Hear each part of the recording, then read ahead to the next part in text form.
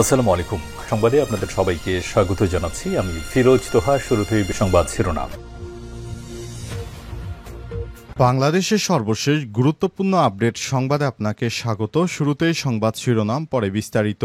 প্রথমেই জানাবো, খায়রুল হকের গ্রেপ্তারে সরকারকে ধন্যবাদ দিলেন বিএনপির মহাসচিব মির্জা ফখরুল ইসলাম। সাবেক প্রধান বিচারপতি এবিএম খায়রুল হকের গ্রেপ্তারে অন্তর্বর্তীকালীন সরকারের প্রধান উপদেষ্টা ডক্টর মোহাম্মদ ইউনূসকে সাধুবাদ জানিয়েছে বিএনপি মহাসচিব মির্জা ফখরুল ইসলাম আলমগীর। আজ দুপুরে গুলশানে বিএনপির রাজনৈতিক কার্যালয়ে সংবাদ সম্মেলনে বিএনপির মহাসচিব এই প্রতিক্রিয়া ব্যক্ত করেছেন। জানাবো, ইসরায়েলি পার্লামেন্টে পশ্চিম তীর দখলের প্রতীকী প্রস্তাব অনুমোদন। ইহুদিবাদী ইসরায়েলের পার্লামেন্ট নেসেটে অধিকৃত ফিলিস্তিনিদের ভূখণ্ড পশ্চিম তীরকে নিজেদের অংশ হিসেবে ঘোষণা করার আহ্বান জানিয়ে একটি প্রতীকী বিল পাশ করা হয়েছে। যদিও এটি কোনো আইনগত বাধ্যবাধকতা তৈরি করছে না, তবে পশ্চিম তীরে ইসরায়েলের সার্বভৌমত্ব প্রতিষ্ঠার ইঙ্গিতপূর্ণ পদক্ষেপ হিসেবে বিবেচিত হচ্ছে। আর সংবাদ মাধ্যম আল জাজিরার এক প্রতিবেদন থেকে বিষয়টি নিশ্চিত করা হয়েছে। এরপর জানাবো, গাজায় দ্রুত বাড়ছে অনাহারী মানুষের সংখ্যা। ইহুদিবাদী ইসরায়েলের বিমান হামলা এবং গাজায় কোনো খাদ্যদ্রব্য প্রবেশ করতে না দেওয়ার কারণে দ্রুত সময়ের মধ্যে অনাহারী মানুষের সংখ্যা বাড়ছে। সর্বশেষ পাওয়া তথ্য অনুযায়ী খাদ্য না পেয়ে মারা গেছে 100 জন মানুষ। নিরীহ মানুষদেরকে প্রতিনিয়ত হত্যা করছে ইহুদিবাদী ইসরায়েলের সেনারা।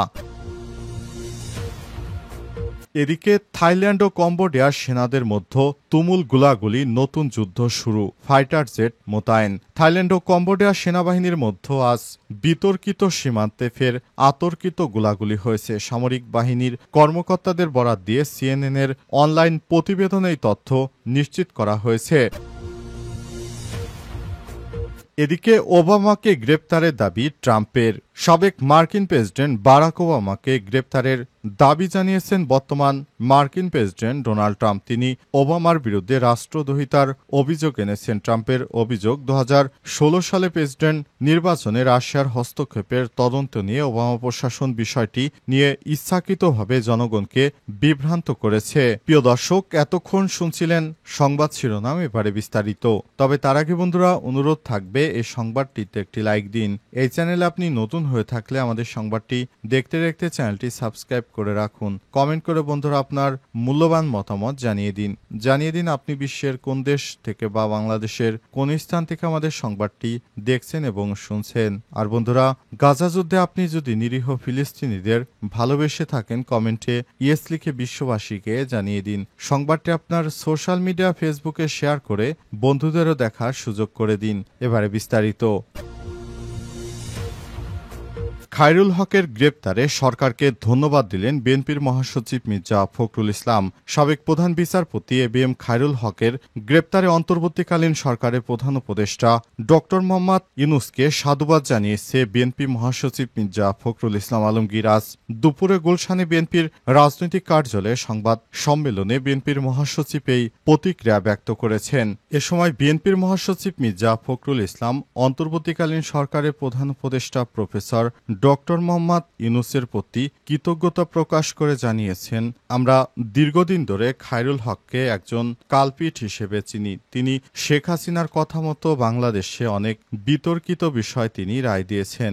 বিশেষ করে বাংলাদেশের সবথেকে বহুল আলোচিত যে বিষয়টি তত্ত্বাবধায়ক সরকার ব্যবস্থা, সেটি বাদ করেছিলেন এই খায়রুল আলম। এছাড়াও তিনি আরও বাংলাদেশের বেশ কিছু গুরুত্বপূর্ণ বিষয় রায়ের মাধ্যমে বাতিল করেছেন। 1971 সালের 51 কালুরঘাটে জিয়াউর রহমান বাংলাদেশের স্বাধীনতা যুদ্ধের যে ঘোষণা দিয়েছিলেন, অর্থাৎ মেজর জিয়াউর রহমান যে বাংলাদেশের স্বাধীনতার ঘোষক ছিলেন, সেটিও বাদ করে দেয় খায়রুল। এছাড়াও তিনি বিভিন্ন বিতর্কিত বিষয় নিয়ে বাংলাদেশকে অস্থিতিশীল করে তোলেন। এর আগে তিনি বিভিন্ন জায়গা থেকে অনুদান নিয়ে তারপর সেই অর্থ দিয়ে বিদেশে চিকিৎসা নিয়েছেন। এছাড়াও তিনি বাংলাদেশের সর্বোচ্চ বিচারকের আসনে গিয়েছিলেন। তার আগে আরও বেশ কয়েকজন বিচারক ছিল, তাদেরকে টপকে তিনি অনেক নিচু পোস্ট থেকে সর্বোচ্চ বিচারকের আসনে অধীন হয়েছিলেন, যেটি শেখ হাসিনার কারণে হয়েছিলেন এবং শেখ হাসিনাকে সুবিধা দিতে নানারকম অবৈধ আইন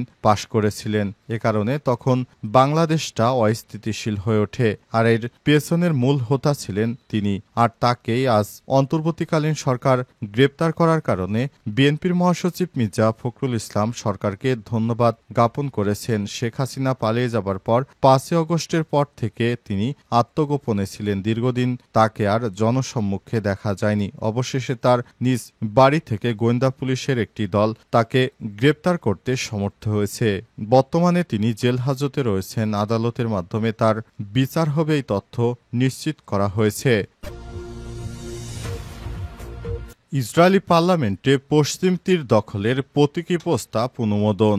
ইসরায়েলের পার্লামেন্ট নেসেটে অধিকৃত পশ্চিম তীরকে নিজেদের অংশ হিসেবে ঘোষণা করার আহ্বান জানিয়ে একটি প্রতীকী প্রস্তাব পাশ হয়েছে। যদিও এটি কোনো আইনগত বাধ্যবাধকতা তৈরি করে না, তবে পশ্চিম তীরে ইসরায়েলের সার্বভৌমত্ব প্রতিষ্ঠার ইঙ্গিতপূর্ণ পদক্ষেপ হিসেবে বিবেচিত হচ্ছে। সংবাদ মাধ্যম আল জাজিরা জানিয়েছে, আজ পার্লামেন্টে এই প্রস্তাবটি ৭১/১৩ ভোটে গৃহীত হয়। এতে বলা হয়েছে, ইসরায়েল ইহুদি সামারিয়া ও জর্ডান উপত্যকায় সার্বভৌমত্ব প্রতিষ্ঠা করবে। অঞ্চলগুলোতে মূলত আন্তর্জাতিকভাবে স্বীকৃত ফিলিস্তিন ভূখণ্ড, যার মধ্যে পশ্চিম তীর অন্যতম। প্রস্তাবের পক্ষে দাঁড়িয়ে বলা হয়েছে, পশ্চিম তীরকে আনুষ্ঠানিকভাবে ইসরায়েলের সঙ্গে যুদ্ধ করা হলে রাষ্ট্রটির নিরাপত্তা আরও সুদৃঢ় হবে এবং ইহুদি জনগণ তাদের নিজ ভূমিতে শান্তিপূর্ণ বসবাসের মৌলিক অধিকারকে আরও কেউ প্রশ্ন করতে পারবে না। প্রস্তাবটি উপস্থাপন করে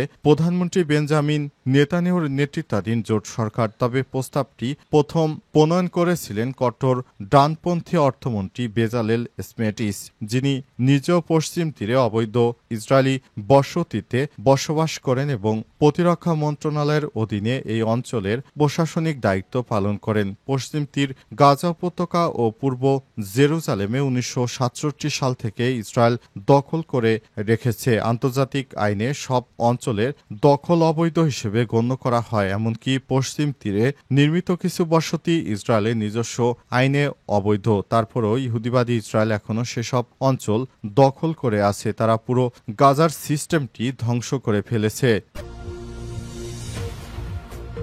গাজায় দ্রুত বাড়ছে অনাহারী মানুষের সংখ্যা।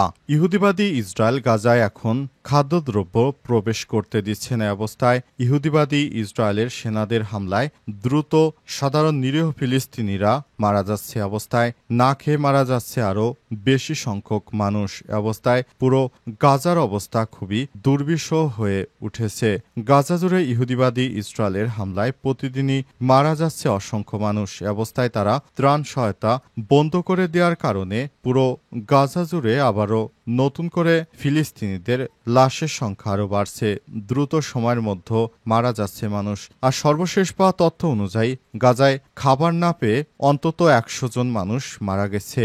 তাদেরকে কোনো খাবারই দেওয়া হয়নি। অন্তত ১ মাস ধরে গাজায় কোনোরূপ খাদ্যদ্রব্য প্রবেশ করতে দিচ্ছে না ইহুদিবাদী ইসরায়েল। অবস্থায় গাজার অবস্থা খুবই শোচনীয় পর্যায়ে এসে দাঁড়িয়েছে। ইহুদিবাদী ইসরায়েল গাজায় একের পর এক গণহত্যা চালিয়ে যাচ্ছে, তারপর সেখানে কোনো খাদ্য সহায়তা প্রবেশ করতে দিচ্ছে না। অবস্থায় পুরো গাজার অবস্থা খুবই খারাপ পর্যায়ে এসে দাঁড়িয়েছে। ইহুদিবাদী ইসরায়েলকে জাতিসংঘের পক্ষ থেকে বারবার নিষেধ করা সত্ত্বে এখনও গাজায় নির্বিচারে হামলা চালিয়ে যাচ্ছে, যেটি কোনোভাবেই গ্রহণযোগ্য নয়। ফাইটার জেট মোতায়েন থাইল্যান্ড ও কম্বোডিয়ার সেনাদের মধ্যে তুমুল গোলাগুলি। থাইল্যান্ড ও কম্বোডিয়ার সেনাদের মধ্যে আজ বিতর্কিত সীমান্তে ফের আতর্কিত গোলাগুলি চলছে। সামরিক কর্মকর্তাদের বরাত দিয়ে সিএনএনের অনলাইন প্রতিবেদনে এই তথ্য নিশ্চিত করা হয়েছে। প্রতিবেদনে বলা হয়েছে, ল্যান্ডমাইন বিস্ফোরণে এক থাই সেনা পা হারানোর একদিন পর দেশ দুইটির মধ্যে বাহিনীর মধ্যে গুলি বিনিময় হলো। সর্বশেষ এই গোলাগুলির মাধ্যমে দক্ষিণ এশিয়ার প্রতিবেশী এই দুই দেশের মধ্যে উত্তেজনা আরও বাড়ল। বৃহস্পতিবার থাইল্যান্ডের সেনারা অভিযোগ করেছে যে প্রাচীনতম ট্রামুয়েন থম টেম্পলের কাছে থাই সেনাঘাঁটিতে কম্বোডিয়ান সেনারা গুলি চালিয়েছে। থাইল্যান্ডের পক্ষ থেকে আরও বলা হয়েছে, কম্বোডিয়া টেম্পলের সামনে ড্রোন মোতায়েন করা হয়েছে। এক বিবৃতিতে দেশটির সামরিক বাহিনী জানিয়েছে, থাই অপারেশনাল ঘাঁটির সামনে 6 জন সশস্ত্র কম্বোডিয়ান সেনাকে দেখা গেছে। তাদের সঙ্গে ছিল আরপিজিস। তবে কম্বোডিয়ান প্রতিরক্ষা মন্ত্রণালয়ের মুখপাত্র দাবি করেছেন, থাই সেনাদের বিনা উস্কানিতে অনুপ্রবেশের পর আমাদের সেনারা আত্মরক্ষার জন্য কাজ করেছিল। থাই সেনাবাহিনীর বরাত দিয়ে বিবিসি লাইভ প্রতিবেদনে বলা হয়েছে, দুই দেশের বাহিনীর মধ্যে গুলি বিনিময় অন্তত 3 জন থাই বেসামরিক আহত হয়েছে। সামাজিক যোগাযোগ মাধ্যম এক্সে থাই সেনা জানিয়েছে, কম্বোডিয়ান বাহিনী বেসামরিকদের লক্ষ্য করে হামলা চালিয়েছে। দেশটির বাহিনী দাবি করেছে, দেশের উত্তর পূর্ব কাপচোয়েং জেলার বাসিন্দাদের লক্ষ্য করে 2টি BM-21 রকেট আঘাত হেনেছে। থাই সেনাবাহিনী জানিয়েছে, তারা এই অঞ্চলে 6টি F-16 ফাইটার জেট মোতায়েন করেছে। তবে কম্বোডিয়ার পক্ষ থেকে কোনো হতাহত বা ক্ষয়ক্ষতির পরিমাণ এখনও প্রকাশ্যে আনা হয়নি। তবুও কম্বোডিয়ার বেশ ব্যাপক পরিমাণ ক্ষয়ক্ষতি হয়েছে।